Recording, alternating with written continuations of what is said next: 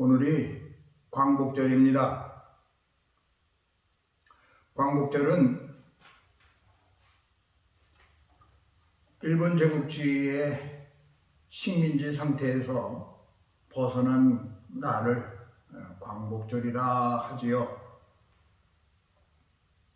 일본이 제2차 세계대전 대동아전쟁을 일으키고 패전합니다.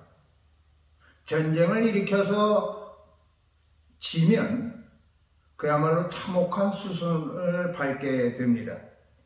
폐허가 되는 것은 물론이고 각종 배상을 하고 그러면서 나라가 기울어지게 되지요. 그러나 일본은 다행인지 불행인지 미국의 보호 아래 우리나라 한국 전쟁의 특수를 힘입어서 그야말로 성장의 성장을 거듭하게 됩니다. 70년대, 80년대를 거쳐가면서 일본의 그 오름세는 아주 가파랐습니다. 세계 경제 지표를 그래프로 나타낼 때 우리나라는 아직 흔적도 없었을 때였습니다. 그러던 일본이 이제 기울어지는 것이 눈으로 보입니다. 위아래 좌우 서로 존중하는 맛이 없고 그야말로 노후화된 그런 나라다 이렇게 평가해도 무방하리라 여겨집니다. 우물안 개구리다 그런 얘기죠. 물론 부자가 망해도 3년은 간다라고 하는 옛말이 있듯이 일본은 아직 건재한 듯 보입니다. 그러나 아직 구석구석 금 가는 소리가 들리고 넘어지는 모습이 보입니다. 왜 이렇게 됐습니까?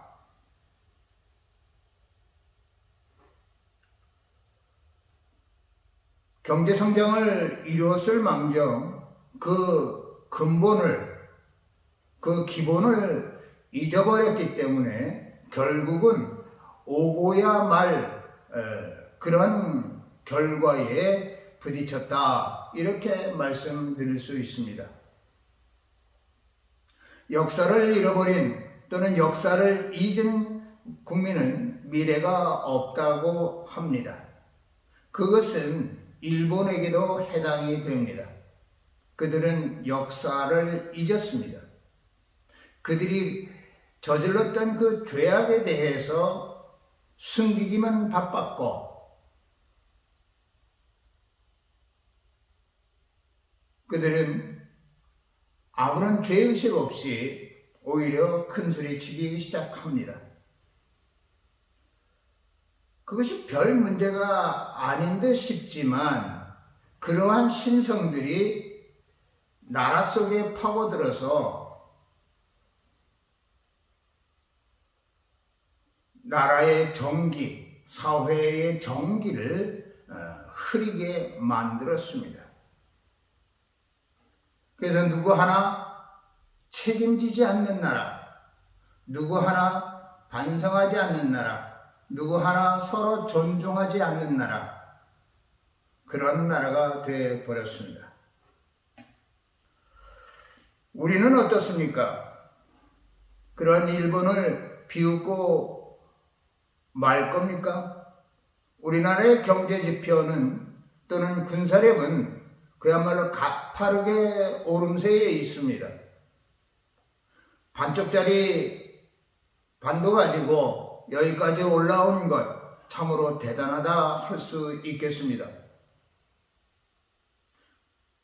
그런데 과연 우리는 과거와 현재 그리고 미래 이런 부분에서 안정적이냐, 바람직하냐, 이런 질문을 스스로 던져 봅니다.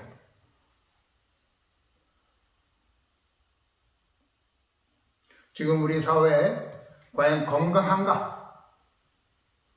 자문해 보는 겁니다. 법이 살아있는가? 상호 존중이 살아있는가?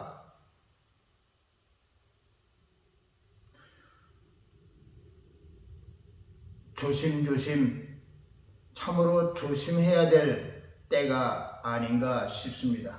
간신히 이끌어가고 있는 것처럼 보입니다.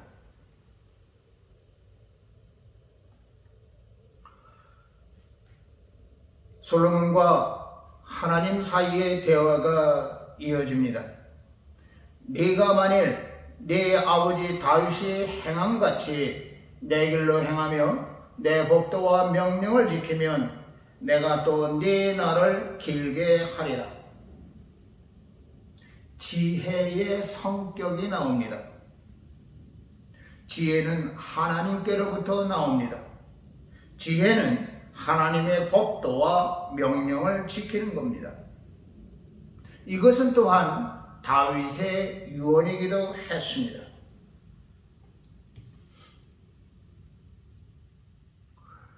이러한 말씀을 기대서 우리 스스로를 돌아보자 라고 하는 취지로 이렇게 말문을 열었습니다.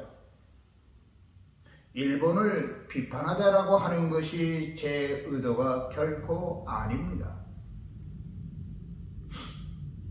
어떤 나무꾼이 나무를 하러 산에 올라가다가 나무를 하는 도중에 손에서 도끼를 놓쳐서 그 근처 조그만 연못으로 빠져들었습니다.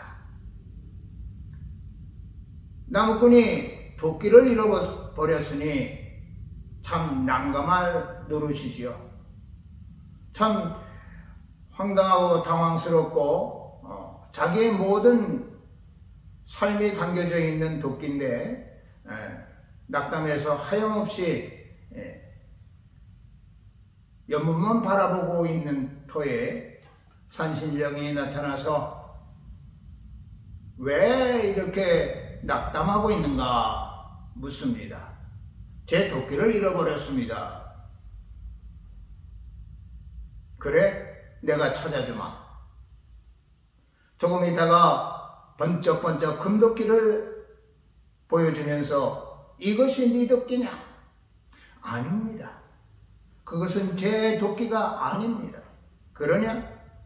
조금 있다가 다시 은도끼를 갖고 나옵니다.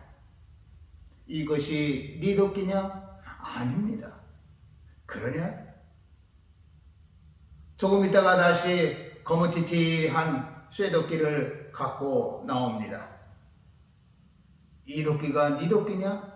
예, 그 도끼가 제 도끼입니다. 그러냐? 뭐 그랬다고 하는 그런 얘기죠. 사실 금도끼, 은도끼는 나무 하는데 아무 소용 없습니다. 그러면 혹자는 금도끼, 은도끼를 팔면 나무 하는 것보다 더 편하고 더 풍성할 거 아니냐? 이렇게 말할지도 모르겠습니다. 그러나 그렇게 해서는 오래가지 않습니다. 노동의 가치를 잃어버리면 금방 시드는 나뭇잎이 돼 버립니다. 무엇이 복입니까? 쇠도끼를 찾은 게 복 아닙니까? 금도끼, 은도끼는 덤이에요, 덤. 사람들은 덤에 관심을 갖습니다. 말 그대로 덤은 덤입니다. 있으면 좋고 없어도 그만인 것이 덤인 것입니다. 시편 111편은 이렇게 노래합니다.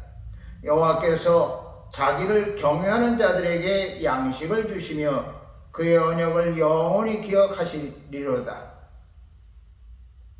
여호와를 경외함이 지혜의 근본이라. 그의 계명을 지키는 자는 다 훌륭한 지각을 가진 자이니 여호와를 찬양함이 영원히 계속되리로다. 솔로몬은 정확하게 우리에게 애국 번영의 길이 무엇인지 가르쳐 줍니다. 그가 하나님의 뜻을 받들 지혜를 소망했을 때 그의 나라는 부유하고 강했습니다. 그러나 하나님의 지혜가 이끌지 않는 삶을 살 때 그는 방탕했습니다. 방탕은 한 개인의 몰락만을 의미하지 않습니다. 온 사회, 온 나라의 침몰을 의미합니다. 우리가 아는 수많은 지도자임내 하는 사람들의 유언을 우리가 상상해 보십시다. 이승만 어떤 유언을 할까요? 박정희 어떤 유언을 할까요? 전두환, 노태우, 김영삼, 이명박, 박근혜, 그리고 김대중, 노무현. 자, 이런 사람은 어떤 그 유언을 남기겠습니까? 차이점이 보이십니까? 차이점이 보이신다면 여러분은 그 지도자의 삶에 대해서 생각해 볼 수 있는 기회가 생긴 겁니다.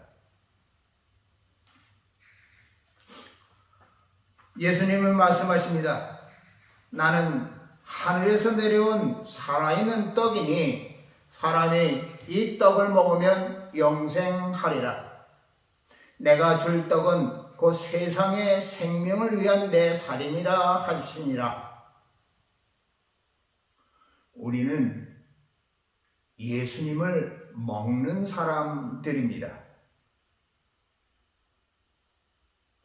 예수님을 먹는 사람들이다 라고 말씀드리는데 아멘 하시겠습니까? 예수님이 그렇게 말씀하시는데 제 말이 아닙니다. 나를 먹어라 이렇게 말씀하십니다. 여러분, 뭘 하더라도 밥 먹고 해야 되지 않겠습니까? 우리 인생 어떤 삶을 살더라도 제대로 먹고 해야 되지 않겠습니까? 예수님을 잘 먹는 우리 모두가 되기를 간절히 바랍니다. 사람들은 자기가 먹는 것에 따라서 그 존재감이 달라집니다. 탐욕으로 치장된 음식을 먹는 사람이 있습니다. 분노로 버무려진 음식을 먹는 사람이 있습니다. 어리석음으로 가늘한 음식을 먹는 사람들이 있습니다. 무릇 자기가 먹는 것에 자기의 온 관심이 쏟아지는 법입니다. 겉모습도 달라져요. 미국에 건너가서 드디어 미국 시민권을 딴 사람을 본 적이 있습니다. 가진 고생했습니다. 안 봐도 선합니다. 그런데 그의 입에서 나온 말이 맹랑합니다. 한국은 미개하다. 그런 얘기죠. 한국은 미개하다. 그렇게 얘기를 합니다. 그러고 보니까 그의 눈이 아주 날카롭다라고 하는 것을 새삼 발견하게 됩니다. 아, 이 사람은 미국의 음식을 먹어서 이렇게 됐구나.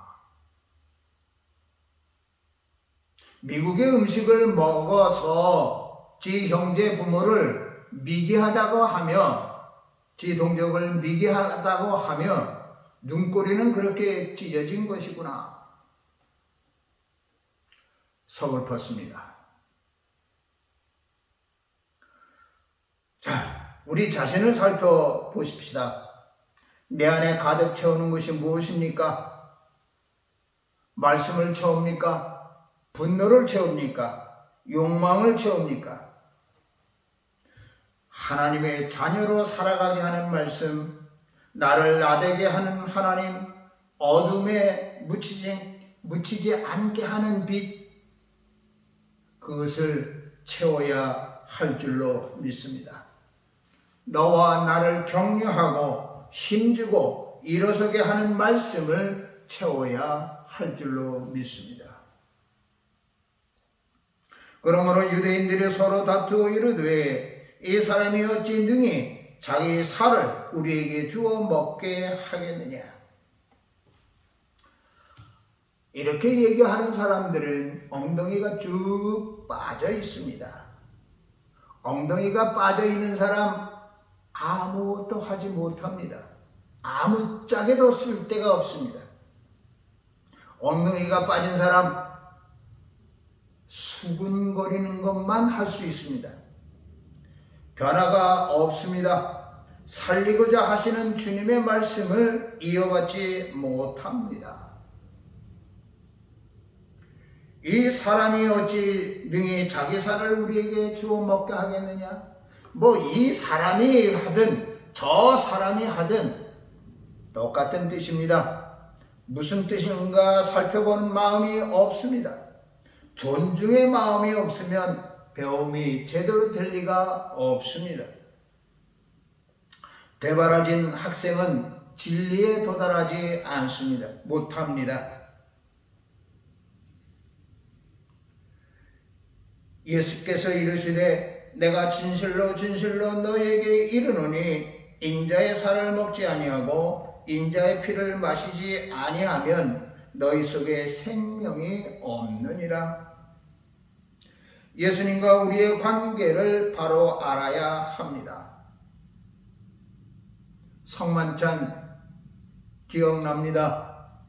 이것은 너희를 위해 내어주는 나의 몸이다. 이 말씀을 우리 나누면서 떡과 포도주를 나누죠. 예수님은 실체입니다. 구체적인 삶입니다. 내 살을 먹고 내 피를 마시는 자는 영생을 가졌고 마지막 날에 내가 그를 다시 살리리니 내 살은 참된 양식이요 내 피는 참된 음료로다. 너와 나는 뗄래야 뗄 수 없는 관계다, 그런 뜻입니다. 내 몸을 먹으라는 명령은 너와 나는 뗄래야 뗄 수 없는 관계라, 이런 얘기입니다. 밥 한 끼 먹지 못하면 우리 어떻습니까? 두 끼 먹지 못하면 어떻습니까? 세 끼 하루 종일 굶으면 우리 상태는 어떻게 됩니까? 우리에게 귀한 말이 전해져 옵니다. 사람은 밥심으로 일한다. 밥심으로 살아갑니다. 우리가 먹는 그것으로 그 힘을 내서 살아갑니다. 그것이 보이는 힘도 되겠습니다마는 지혜도 됩니다. 예수님을 먹고 지혜를 발휘하면서 살아가는 것, 이것이 우리의 힘입니다.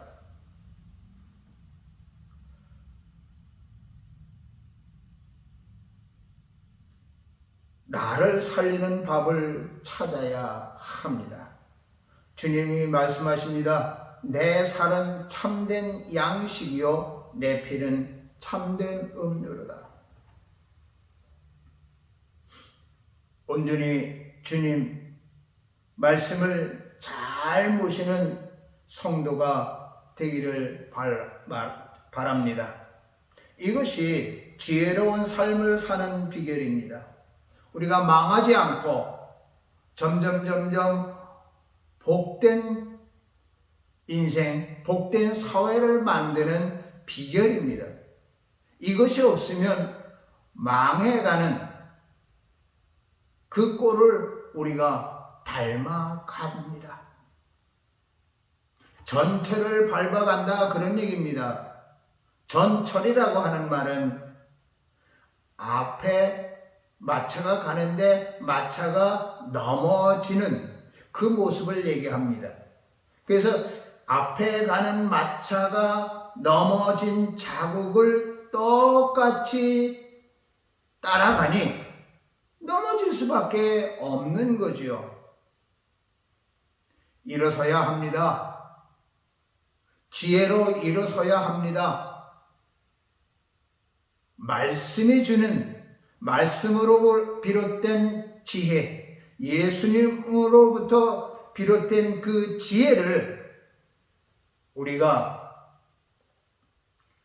새겨서 그 지혜로 나를 일으키고 우리 사회를 일으키는 우리 복된 성도가 되어야 합니다. 그래서 바울은 에베소에서 이렇게 얘기를 합니다. 그런즉 너희가 어떻게 행할지를 자세히 주의하여 지혜 없는 자같이 하지 말고 오직 지혜 있는 자같이 하여, 그러므로 어리석은 자가 되지 말고 오직 주의 뜻이 무엇인지 이해하라, 분별해라. 언제요? 오늘. 언제요? 내일. 누가요? 저와 여러분이요. 이 생명의 지혜, 우리를 살리고 이 사회를 살리고 우리 미래를 살리는 이 생명의 지혜를 우리가 품고 살아가야 되겠습니다. 아멘.